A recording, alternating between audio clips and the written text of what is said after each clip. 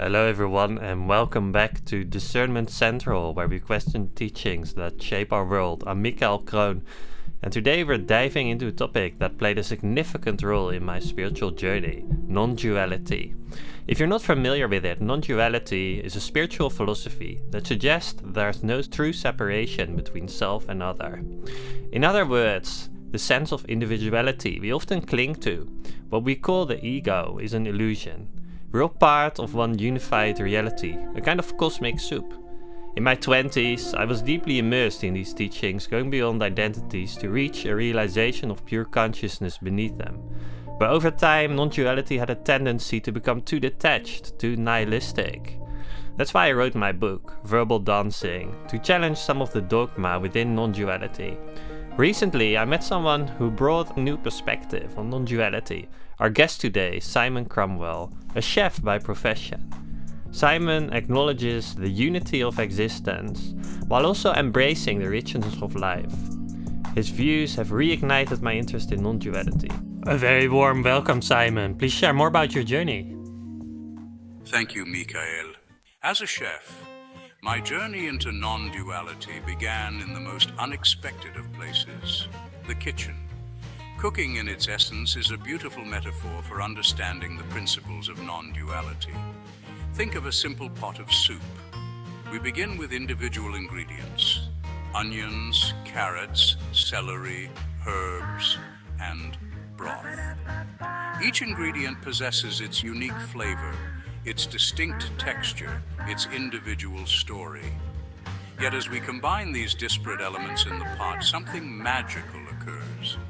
They begin to lose their individual identities, melding together to create a harmonious whole that transcends the sum of its parts. The soup is not merely a collection of its ingredients, it is an expression of their harmonious interplay. It's in this culinary dance that we catch a glimpse of non-duality, the recognition that separate elements can coexist and interweave to form a unified whole.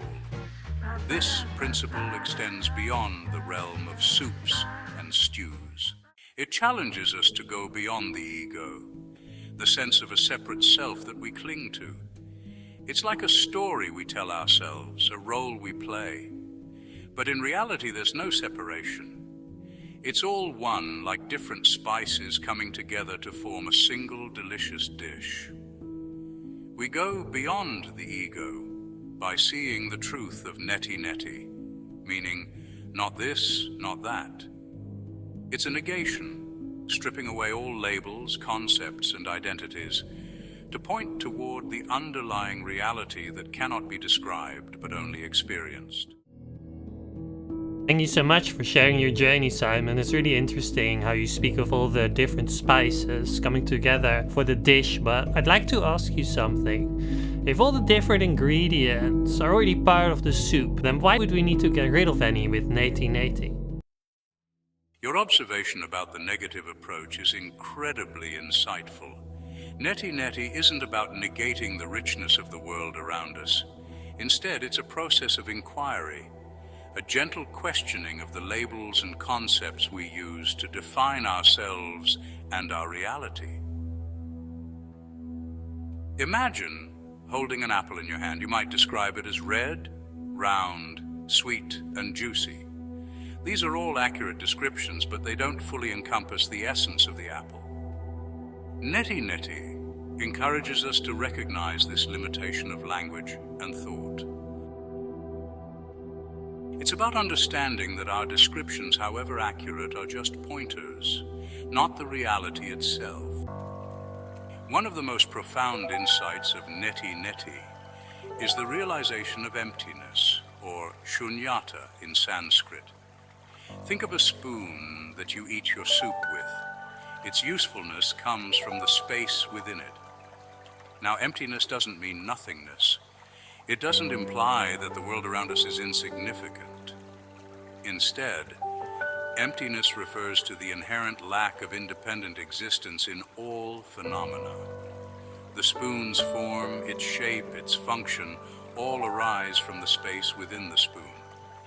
Without that emptiness, The spoon wouldn't be able to take on any form. Neti Neti helps us recognize this emptiness, not as something to be feared, but as the very source of creativity and possibility. Many times I have found that this negative approach on Neti Neti pushes personality paths further apart, where connecting to the heart helps them come together for integration. I feel that to come to integration, we also connect with the heart, the center of our being. Ah, Mikael, I hear your point about integration and the heart as a center. It's a beautiful perspective, and I understand where you're coming from.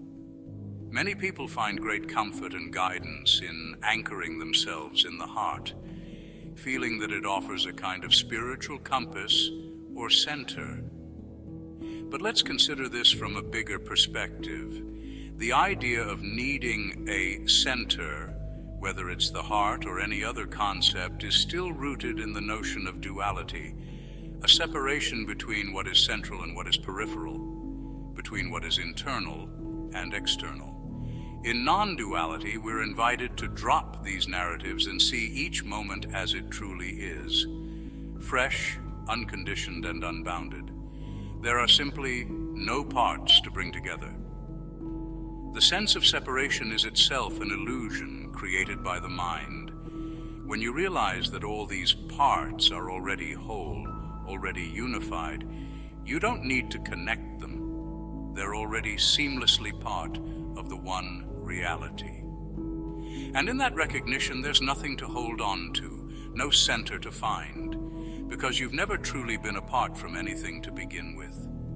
We go beyond even the heart to rest in the awareness that contains them all. In that boundless awareness, everything is already perfectly integrated. I feel that without involving the heart, these teachings can become too mental. It's like we understand something mentally, but we need to connect with the heart to fully comprehend it. Well, the mind, with its insatiable appetite for knowledge and analysis, can easily trap profound truths in an overcooked stew of mental concepts. It's like meticulously studying the recipe for a decadent chocolate cake, understanding the ratios, the techniques, the chemistry, without ever tasting its rich, melt-in-your-mouth goodness. This invitation is beyond the mental gymnastics, out of the realm of concepts and into the lived experience of unity. The essence of non-duality cannot be captured in a belief system. It's a living, breathing experience that transcends thought. Think of a master chef creating a culinary masterpiece. The proof, as they say, is in the pudding.